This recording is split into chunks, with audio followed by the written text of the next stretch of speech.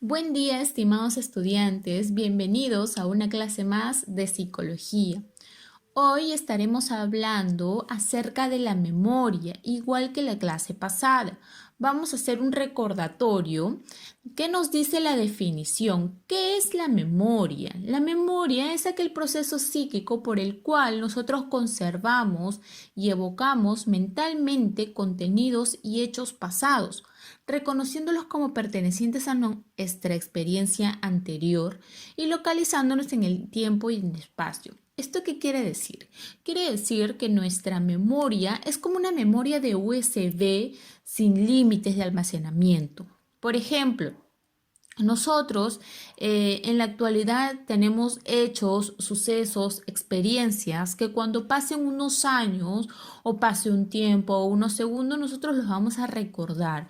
Por ejemplo, ¿no? Si llega alguien y te pregunta cuántos años tienes, cuál es tu nombre, cómo se llama tu padre, cuál es el color de piel de tu hermana, ¿no? Tú vas a recordar y lo vas a traer hacia el presente. O por ejemplo, la Navidad pasada, ¿qué hiciste en la noche, no? O qué hiciste en Año Nuevo del año pasado. Entonces, esas experiencias que tú has vivido, las vas a recordar a través de tus pensamientos y la vas a traer hacia el presente. ¿Está bien? Bien, como les repito, la clase pasada nosotros estuvimos hablando acerca de las fases de la memoria, que como recordamos son 6. Tenemos a la primera, que es la fijación, como segunda la codificación, la tercera la conservación, cuarta evocación, quinta locación y sexta reconocimiento. Como en la clase pasada ya hemos hablado de cada una de ellas, hemos hablado acerca de sus definiciones y sus ejemplos. Hoy estaremos hablando acerca de los tipos de memoria.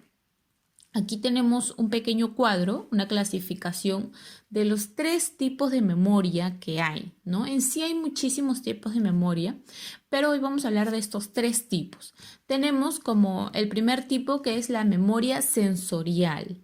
El segundo tipo, que es la memoria de corto plazo o también conocida memoria de trabajo.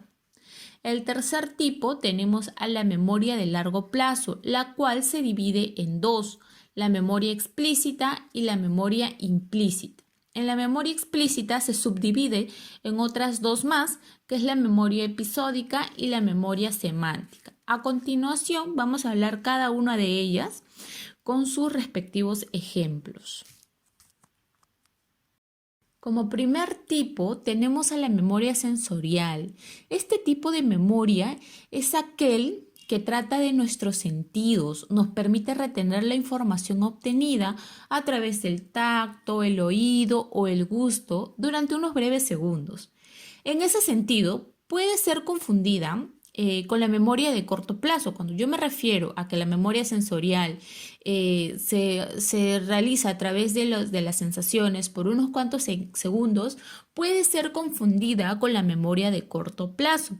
Sin embargo, en la memoria sensorial, el periodo de permanencia de la información es mucho más breve, ya que apenas dura unos milisegundos, lo suficientes para que el cerebro pueda procesarlos y decidir si esa información es útil o debe ser desechada, ¿no? Aquí tenemos unos ejemplos para entender un poquito más acerca de la memoria sensorial. Nos dice el olor de una comida, una flor, un perfume, el tacto de una superficie, observar un árbol, un paisaje, el sabor de un helado, una fruta, un dulce, el escuchar una melodía, una canción o un ritmo. Esos son unos tipos de ejemplos que nos va a referir acerca de la memoria sensorial, cómo nosotros podemos obtener este tipo de memoria sensorial a través de nuestros sentidos. Aquí en la siguiente imagen tenemos los tipos de memoria sensorial, ¿no? Como les repito, van a tratar acerca de los sentidos. Tenemos a la memoria icónica, que es la que se encarga de procesar ciertos estímulos a través de la visión. Tenemos la memoria ecoica, que es la que se va a encargar del proceso de la información auditiva. Tenemos la memoria olfativa, que se va a referir acerca del registro de aquellos olores que nosotros percibamos. Tenemos la memoria áptica, que es la que procesa la información captada por el sentido del tacto. la memoria gustativa, que va a referirse acerca de registrar ciertos sabores que nosotros vamos a ingerir, ¿no? Tenemos aquí otros tipos de ejemplo de memoria sensorial. Por ejemplo, los olores que percibimos cuando nosotros caminamos por las calles, ¿no? Nos puede ser de repente nosotros estamos caminando y olemos un rico olor de comida, ¿no? Que de repente nos puede hacer recordar aquellos hechos pasados o de repente la comida de la abuela o algo por el estilo, ¿no? Ahora, tenemos otro ejemplo que nos menciona que son los sonidos, los ruidos, voces que registramos rápidamente en una fiesta. O por ejemplo, no estamos caminando por la calle y de pronto nosotros escuchamos que de repente no dicen nuestro nombre, dicen otro nombre, pero nosotros esa voz la conocemos, ¿no? Ya hemos escuchado esa voz antes y automáticamente nosotros volteamos y de repente, mira, Martín está allá, está conversando por allá, ¿no? Y reconoce la voz de aquella persona, ¿no? Ahora, otro ejemplo, las texturas que nosotros podemos percibir al tocar ciertos objetos cotidianos, ¿no? Si, por ejemplo, ahora que nosotros ya somos grandes, ¿no? Ya tenemos bastante información percibida en nuestro cerebro. Si, por ejemplo, yo ahorita toco la mesa, ¿no? Toco la mesa y siento que es blanda, pero yo ¿cómo sé que es blanda? ¿Cómo sé que, mejor dicho, que la mesa está suavecita, está limpia, no se siente impurezas, está bien suavecita? ¿Cómo yo sé que está suave, que está blanda? ¿Por qué? Porque yo anteriormente he recibido la información de qué es lo blando, qué es lo tosco, qué es lo duro, qué es lo que tiene puntitos, ¿no? Entonces yo automáticamente, mi memoria va a percibir esa información y me va a decir, la mesa está suavecita, pues, ¿no? Entonces, esos son algunos ejemplos de la memoria sensorial. Tenemos aquí la memoria de corto plazo o también llamada memoria de trabajo.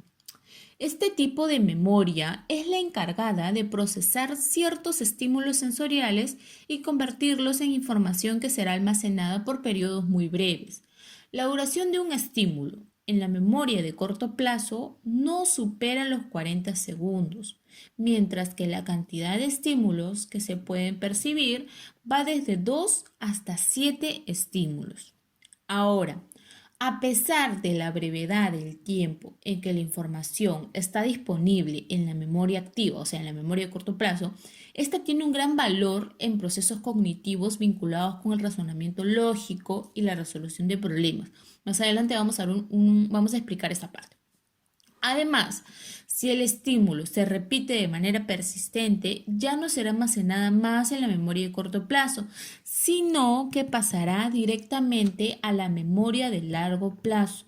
Este hecho es determinante para entender que la memoria activa no es un almacén de recuerdos, no, sino más bien es un sistema activo que provee información a la memoria a largo plazo. Ahora bien, escúchenme. Por esta razón, si la memoria a corto plazo sufre algún tipo de daño, bien sea por razones patológicas o por un proceso de envejecimiento, etcétera, etcétera, esto indicará directamente que la adquisición de nuevas habilidades ya no tendrán acceso a la memoria de largo plazo. Ahora, vamos a pasar a explicar todo lo que les acabo de mencionar. Básicamente, la memoria de corto plazo se podría decir que recibe aquellas informaciones de la memoria sensorial, ¿no? Y si nuestro cerebro decide que aquella información pasa a la memoria de corto plazo, o sea, esa información tiene más segundos en nuestro cerebro. Ahora, si nuestro cerebro vuelve a decidir que esa información merece la pena estar más tiempo en nuestro cerebro, entonces aquella información que ya está ubicada en la memoria de corto plazo, nuestro cerebro automáticamente la va a pasar a la memoria de largo plazo. ¿Qué quiere decir esto? Ahora, Esto solamente ocurre cuando, por ejemplo, nosotros le ponemos empeño a cierta información que nosotros queremos recordar con tiempo, ¿no? Si ponemos de nuestra parte, estudiamos, o si de repente, nosotros tenemos una cierta situación que nos causó un impacto, automáticamente esta información, o mejor dicho, esta situación que nosotros hemos vivido, va a ser trasladada a nuestra memoria de largo plazo. Pero ahora, como nosotros podemos observarlo, ¿no? Es prácticamente como un proceso, ¿no? Pasa de la sensorial, a corto plazo y después a largo plazo. Ahora, como les había dicho hace un rato, si nuestra memoria de corto plazo sufre algún tipo de daño, ya sea por una razón patológica o porque ya nosotros nos estamos volviendo más viejitos, ¿no? O etcétera, etcétera, etcétera, esto puede indicar que nosotros ya de repente no podamos adquirir nuevas habilidades. Ahora, ¿esto qué quiere decir? Por ejemplo, en los abuelos, ¿no? Nosotros hemos podido notar que algunos sufren algunos desgastes en su memoria, ¿no? Tienen más dificultad para recordar ciertas cosas o de repente para aprender ciertas habilidades se les hace un poco más difícil. Eso significa que su memoria de corto plazo de algún momento está dañada, ¿no? Ya sea porque está envejeciendo o porque de repente sufrió un golpe o por alguna razón patológica, ¿no? Pero esto quiere indicar que ya le va a ser muy difícil adquirir nuevas habilidades, ¿no? Pongamos un ejemplo, supongamos que nosotros tenemos ahora la tecnología del celular, manejamos muy bien el Zoom, el YouTube, sabemos cómo aprender una computadora, apagarla, cómo hacer algunos bailes de TikTok, ¿no? Aprender ciertas habilidades. Ahora, si nosotros ponemos a nuestra abuelita frente o a nuestro abuelito frente a la laptop y le decimos, ok, abuelita, entra a Zoom, o de repente le enseñamos una vez, dos veces, ¿no? Va a tardar muchísimo más en poder aprender cierta habilidad, de quizás la habilidad tecnológica como nosotros, ¿no? Que de repente se nos hace un poco más fácil. Eso es porque su memoria de corto plazo de alguna manera está dañada. Es por eso que se le va a hacer muy difícil adquirir nuevas habilidades. Y por lo tanto, si no puede adquirir nuevas habilidades, o sea, quiere decir que su memoria de corto plazo está un poco dañada, pues obviamente a la memoria de largo plazo esa información no va a llegar. O sea, si nosotros le enseñamos hoy a nuestra abuelita a funcionar TikTok, le enseñamos mañana, le enseñamos una semana, va a pasar un mes, va a pasar 2 meses, nuestra abuelita ya no va a poder recordar lo que nosotros le hemos enseñado hace un mes o hace unas semanas. Fácilmente, ¿por qué? Porque su memoria de corto plazo de alguna manera está dañada. Ahora vamos a hablar acerca de los tipos de memoria a corto plazo, ¿no? Es aquel que se divide en 4 subsistemas, mejor dicho, los tipos de memoria de corto plazo son los que se dividen en 4 subsistemas que se especializan en diferentes tipos de estímulos. Tenemos el primer sistema que es el ejecutivo, el cual se encarga de regular todos los procesos de nuestra memoria. ¿Qué quiere decir? El sistema ejecutivo básicamente es el que organiza toda nuestra memoria de corto plazo. Como siguiente tenemos al almacén episódico. Este sistema es el que se encarga de procesar varios estímulos y convertirlos en una sola representación con información visual, verbal, espacial y temporal, ¿no? Por ejemplo, si nosotros estamos caminando por la calle y vemos que hay mucho fuego, vemos que hay bomberos, nosotros automáticamente nuestro cerebro no va a decir, hay fuego, hay bomberos, hay un carro que está apagando el fuego. No, vamos a decir automáticamente que ese es un incendio. O sea, diferentes estímulos los va a convertir en una sola representación, ¿no? Ahora, tenemos como siguiente que es el bucle fonológico. Es el sistema encargado de retener información verbal. Aquí, en el bucle fonológico, nosotros vamos a recepcionar todo tipo de información que tenga que ver con letras, números, de repente algunas oraciones que hemos podido leer por ahí, algunos números que hemos podido ver por ahí, ¿no? De esto va a tratar el bucle fonológico. Ahora, por siguiente y último, tenemos a la agenda visoespacial. Este es el sistema que retiene información en forma de imágenes. Ahora tenemos aquí unos tipos de ejemplos de memoria de corto plazo, ¿no? Esta actividad es permanente, ¿está bien? Es permanente. Escuchen mucha atención aquí, por favor. Algunas actividades cotidianas en las que se intervienen son recordar nombre de personas, recordar direcciones, recordar cifras o series de números, o también recordar rostro de personas o imágenes concretas. ¿Está bien? Bien, ahora vamos a pasar a la siguiente.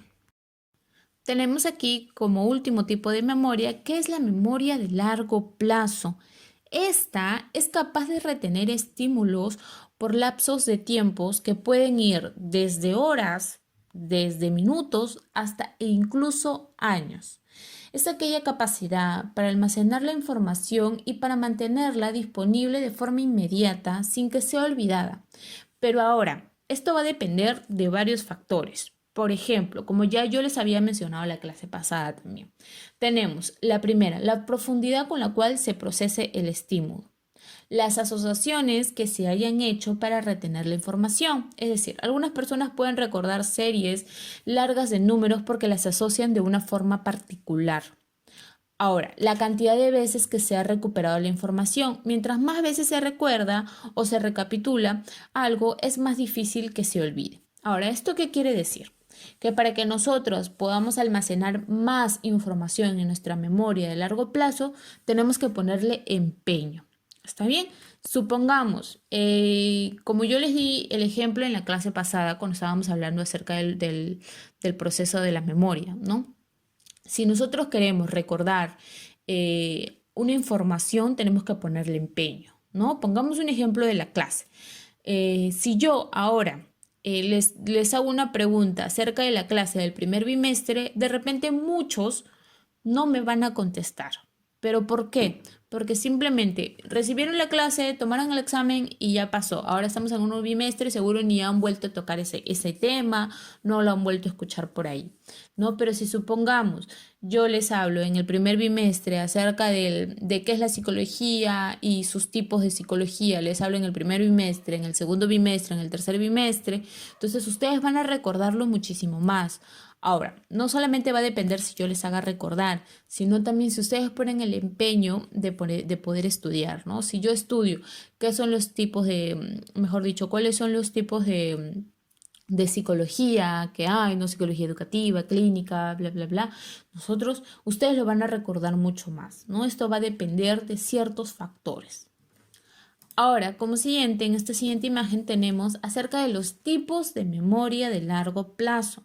Como la primera, tenemos a la memoria implícita o que también puede ser llamada memoria procedimental. Esta se almacena de manera inconsciente. Esto implica en el aprendizaje de diversas habilidades y se activa de modo automático, ¿no? Tenemos aquí un ejemplo muy claro. Montar en bicicleta o conducir un automóvil. No sería posible sin este tipo de memoria. Ahora, supongamos que ustedes durante su infancia, ¿no? Yo sé que si en la actualidad ustedes cogen una bicicleta, van a poder manejarla, porque en la infancia no solo han manejado bicicleta un día o una semana, habrán tenido que manejar bicicleta en varias oportunidades y ha sido todo un proceso, ¿no? Para que ustedes aprendan a manejar bicicleta, han primero tenido que tener, sus padres de repente los han ayudado, han utilizado de esas rueditas que van atrás de la bicicleta, ¿no? Entonces han practicado hasta que de pronto perdieron el miedo y les quitaron las rueditas de atrás y ya empezaron de repente a manejar bicicletas sin las rueditas de atrás. Pero ha sido todo un tiempo, de repente, o años en los cuales ustedes han aprendido esta técnica, ¿no? De manejar bicicletas sin las rueditas. Ahora, como ustedes le han puesto empeño, lo han practicado muchas veces, de repente han visto por la calle muchas veces personas que han manejado bicicleta, ¿no? Ustedes en la actualidad, si ustedes cogen una bicicleta, van a poder manejarla, ¿no? Y esto quiere decir que ha pasado su proceso de memoria, ¿no? Ahora tenemos aquí a la memoria explícita. Esta es la que está asociada con la conciencia o al menos a la percepción consciente, ¿no? Incluye el conocimiento objetivo de las personas, los lugares, las cosas y lo que ello significa. Por tanto, distinguen dos tipos de memoria semántica y la memoria episódica. Vamos a hablar acerca de la memoria semántica. Recordemos que la memoria explícita se divide en dos tipos de memorias más, ¿no? Tenemos a la semántica y a la episódica. Vamos a hablar ahora acerca de la semántica. Se refiere a la información mésica que hemos acumulado durante toda nuestra vida. son los conocimientos sobre el mundo exterior, historia, geografía, científicos, los nombres de las personas, las cosas, su significado, que hemos ido aprendiendo a lo largo de nuestra vida. Este tipo de memoria es necesario para el uso del lenguaje. Por ejemplo, ¿no? Si yo les pregunto, ¿cuál es la capital de Perú? Ustedes automáticamente me van a decir Lima. Si les pregunto, ¿cuál es la capital de España? Me van a decir que es Madrid. ¿No? Entonces son ciertas información que tiene que ver mucho con las historias y las geografías. Ahora, la memoria episódica es aquella memoria autobiográfica, o sea, de nosotros mismos, que permite recordar hechos concretos o experiencias personales. Por ejemplo, de repente no muchos recordarán el primer día de su colegio. Si yo pregunto, ¿recuerdas tu primer día de clase, de inicial? De repente muchos no los recuerdan. Si yo les pregunto, ahora, ¿recuerdas tu primer día de clases cuando este año o el año pasado, o recuerdas las Olimpiadas del año pasado? Yo sé que tú sí los vas a recordar, ¿no? Porque ha pasado hace poco y porque de repente ha pasado un hecho interesante que te hace que tú lo recuerdes. Bien, bien, ahora aquí en la siguiente imagen tenemos un cuadro comparativo que habla acerca de los tres tipos de memoria que nosotros hemos acabado de conversar, en los cuales de repente ustedes pueden cogerlo para que puedan estudiar un poco mejor.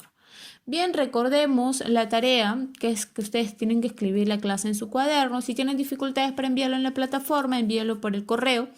El plazo inicia el miércoles 19 de agosto y termina el 25 de agosto. Ahora, deberán generar preguntas para la clase realizada por Zoom. Bien, alumnos y estudiantes, muchísimas gracias por su atención. Nos vemos en la clase por Zoom.